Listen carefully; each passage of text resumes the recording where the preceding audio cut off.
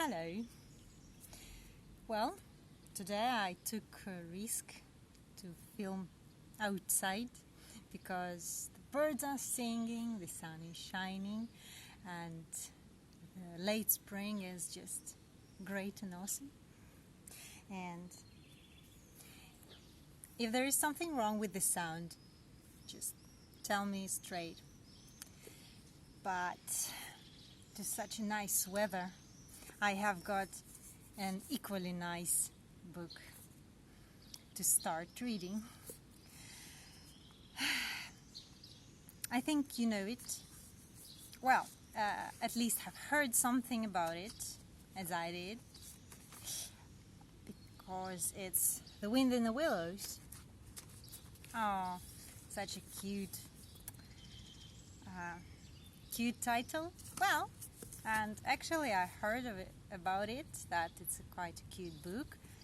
And why did I decide to present it and to show a little of it? Because it gets me a feeling of, not quite nostalgia, but feeling whole, feeling excited by spring, by nature itself. That's why I'm here in the nature, because the nature here in this book, it gets you into tears, how beautiful everything is.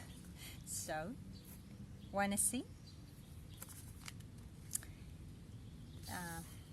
Let's go. The riverbank. The mole. Yeah, I didn't tell you that there are anthropomorphic animals. Yay! So we read about animals and we think about animal habits, but what we actually see here is people. So the mole means, like, I don't know, a very lonely person, an introverted person. Okay. The mole had been working very hard all the morning, spring cleaning in his little home. First with brooms, then with dusters, then on ladders and steps and chairs with a brush and pail of whitewash, till he had dust in his throat and eyes, and splashes of whitewash all over his black fur, and an aching back and weary arms. Spring was moving in the air above, and in the earth below and around him, penetrating even his dark and lowly little house, with its spirit of divine discontent and longing. Discontent, longing, indeed. It was small wonder, then, that he suddenly flung down his brush on the floor, said, "Bother!" and "I'll blow!" and also, "Hang spring cleaning!" and bolted out of the house without even waiting to put on his coat. Something up above was calling him imperiously, and he made for the steep little tunnel which answered in his case to the gravelled carriage drive, owned by animals whose residences are nearer to the sun and air. So he scraped and scratched and scrabbled and scrooged, and then he scrooged again and scrabbled and scratched and scraped. For those of you who don't know about alliteration, that was it. That was just a huge sort of alliteration. Have you heard how he did this sound? Skr, skr, skr, scratched, scrabbled, scrooged. That's the best case of alliteration I've heard for years. Okay, working busily with his little paws and muttering to himself, up we go, till at last, pop! His snout came out into the sunlight, and he found himself rolling in the warm grass of a great meadow. That's the first thing I felt. And of course, British animals. I just great. I'm very sorry, but one moment. It reminds me of a Peter Rabbit. If you heard about it, well, you should. Peter Rabbit, it's like a child equivalent to butterfly. A childish equivalent to this one. Actually, that's one of the reasons I bought this one. Wind in the Willows, because here and there anthropomorphic animals, British style of behavior, and somehow clothes, somehow houses, and here carriage drive. I don't know. That's how can I say? Maybe that's why people like to dress animals up when they don't need it. Because when we see animals as a parody on humans, we think it is cute and interesting and funny. And here, well, it's like a funny stuff. Haha, the mole has got a carriage drive and a coat. Oh my god.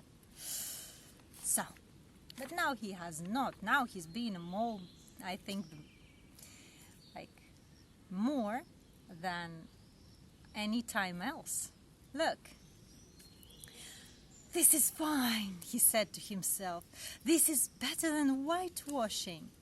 The sunshine struck hot in his fur, soft breezes caressed his heated brow, and after the seclusion of the cellarage he had lived in so long, the carol of happy birds fell on his dulled hearing almost like a shout.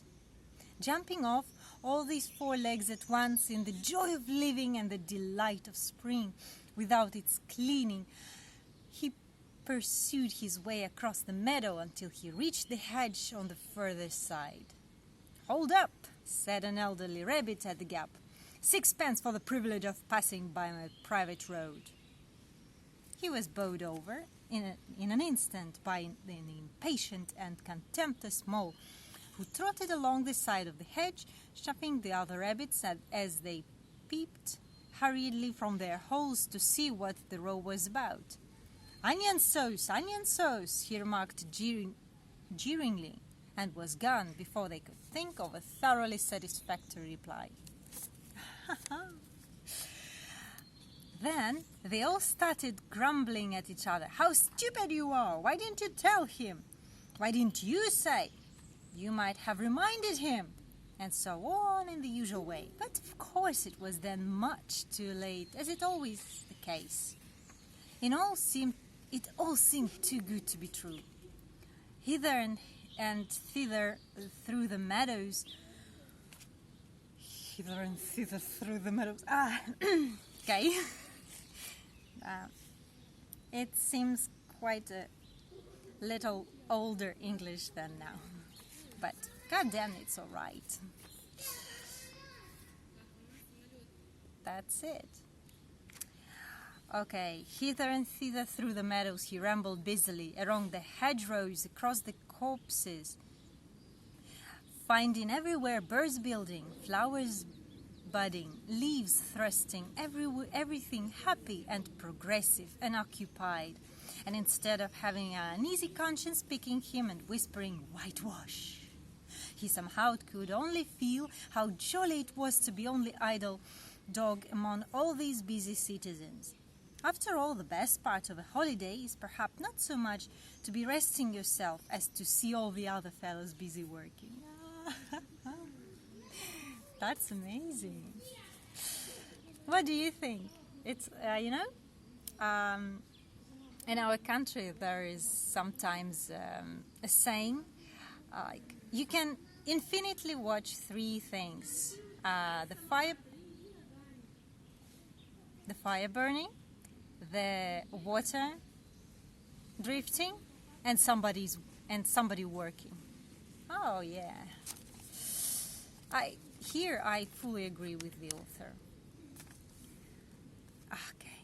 He thought his happiness was complete when, as he mended aimlessly along, suddenly he stood by the edge of a full-fed river. Never in his life had he seen a river before. This sleek, sinuous, full-bodied animal, chasing and chuckling, gripping things with a gurgle and leaving them with a laugh, to find itself on fresh playmates that shook themselves free and were caught and held again. All was a shake and a shiver, glints and gleams and sparkles, rustle and swirl, chatter and bubble. Oh my God, do you hear the river here? You know, it's like, I don't know, the perfect example of a literature lesson. Alliteration, here goes, writing with sounds. Pronouncing these words, you can hear the sounds of the river. Swirl, chatter, bubble, bubble, bubble, bubble. And glints, gleams, sparkles, that's great. What else? Rustle, rustle. I don't know. It's how much have I lost not taking any? I think that any, especially these description to analyze in the literature lessons or anything. Here,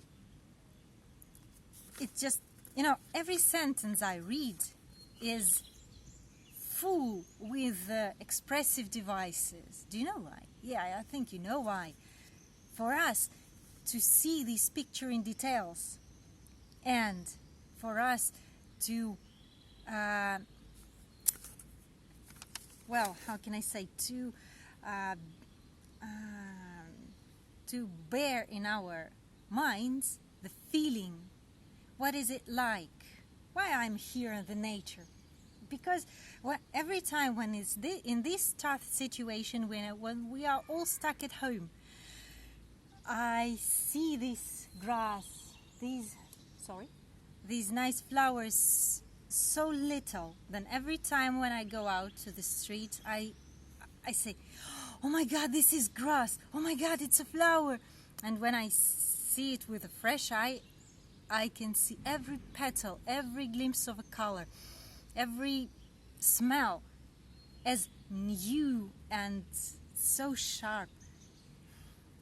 And here it seems like the author says, hey, you all have got some memory of that when you saw something really as if it was new and first time you saw it. And what did you feel? You felt excited. You felt agitated. You felt restless to inhale it, to take it all into yourself. That's why I love this first chapter so much. This mole feels as everyone like to feel. Hello, fly. Go away, please. That's it. Fascinated. Oh, enough for today. Oh, yeah. If you are really interested, you can start from this place and try it. Bye.